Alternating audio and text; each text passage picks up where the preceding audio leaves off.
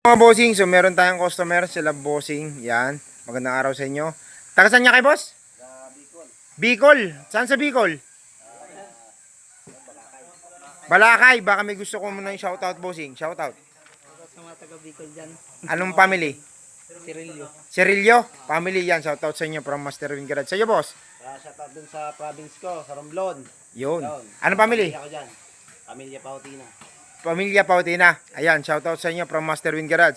Ayan, nagkasundo kami nila bossing. So, ang gusto nila is magpapagawa sila ng project car na Evo 3. Kulay dilaw, ganito. Yan, dilaw po, dilaw. Yan. Anong kulay ang Max, bossing? Gold, caliper. Black. Ayan. Seat cover, bossing. Sama tayo yan. Tingnan mo yan. Tingnan mo yung pagkano ng dilaw. Ayan, may dilaw din, oh. Dilaw black din, di ba? Oh.